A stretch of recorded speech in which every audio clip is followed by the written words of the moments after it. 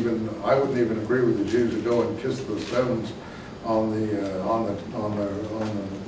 western wall there. I think that they're totally misguided to do such things, since Herod was the destroyer of their people, not the benefactor. But, you know, having said that, they're trying to express their love for these things when they do it, and you have to understand that too. But if I were going to do anything in terms of rebuilding, I would take the blueprint right out of here from Ezekiel. I was one of the people minded to do such things. Not that I have any mind to do such things, or am in any position to do anything, or anyone else that I know is. But in any case, he gives you the whole thing. I don't want to read all this, but it's all laid out here.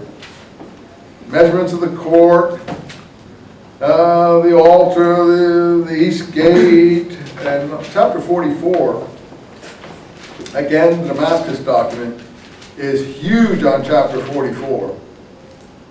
Chapter 44:15 is something that the Damascus document really picks up.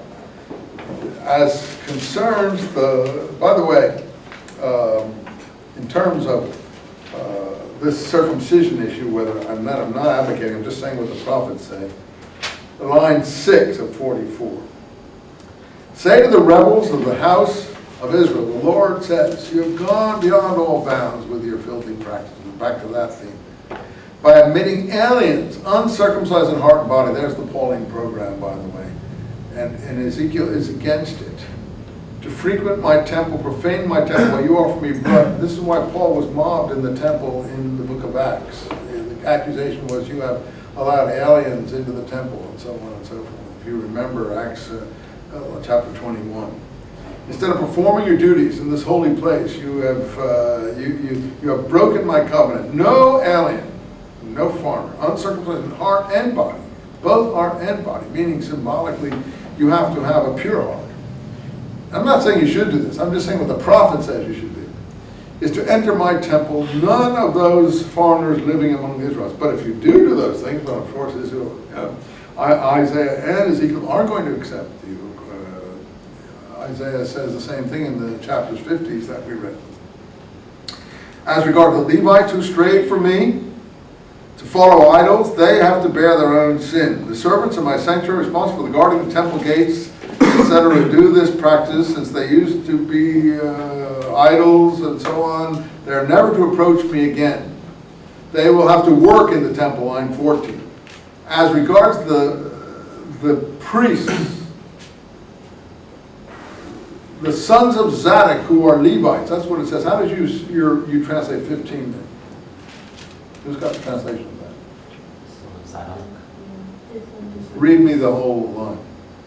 But the priests who are Levites and descendants of Zadok and who are... Okay. What do you have? As regards the Levitical priests, the sons of Zadok. Yeah, we have that here. What do you have a different one? No, descendants of Zadok.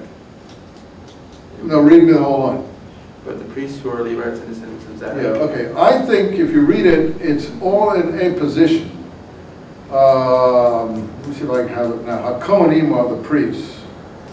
Ha-Levi'im b'nei Tzedok, it says. The sons of Zadok, Levites. That's what it says. Now, who is Zadok? Zadok is the high priest of David's temple, first temple. And I've written a whole book on this subject, Maccabees, Zadokites, Christians, and Qumran. The sons of Zadok are the base of the Dead Sea Scrolls ideology. But the Dead Sea Scrolls are doing a bit of Paulinization, if you like. They're allegorizing. They put vav constructs in between. So it isn't a position here. The priests, the sons of Zadok, Levites. They have the priests and the Levites and the sons of Zadok who did their duty. They put ands in between them. It's in the column 4 of the Damascus document. You can look at my translation. I have it in the book, the Dead Sea Scrolls and the First Christians. In the back of that, I have 3 translations of the Damascus document, the Habakkuk commentary, and the community rule. Anyway, they put ands in here. They take liberties with the text. And then they say the priests, here's how they then, they expound this passage. The priests are the penitents in the wilderness. The ones who did the John the Baptist thing in the wilderness, the ones who repented, the penitents in the wilderness. And it doesn't say Levites, and the Nilvim with them. Now, Nilvim in Hebrew means joiners. I go into this very big in my books, one of my books, particularly the one you've been working on. Nilvim is the word for Gentiles who are associated with the community in a joining status. And I think that the Dead Sea Scrolls had non-Jews and Jews together, and the Nilvim with them. But of course, the joiners who did the law, didn't do the law. And the sons of Zadok are they who will stand in the last days, who will justify the righteous and condemn the wicked. In other words, the sons of Zadok are almost like supernatural persons like Jesus. And they're talking about sons of Zadok in terms of ZDK, which is the Hebrew root of the word righteousness, Tzedek and Zadik. In Hebrew, you can't tell the difference in writing without vowels between Zadok and Zadik. It's the same word. They don't double the letters in Hebrew writing. You have to do that from the pronunciation.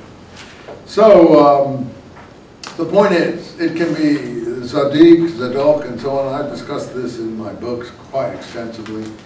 But the point is that they split this up, and they have three different categories. And the sons of Zadok are the elite members of the community. But really, they are equating them with sons of righteousness.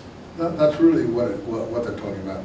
And it looks like they will stand in the last days. They will stand up like Ezekiel's people stand up from the grave. Stand up is a word for be resurrected in Hebrew, to stand up.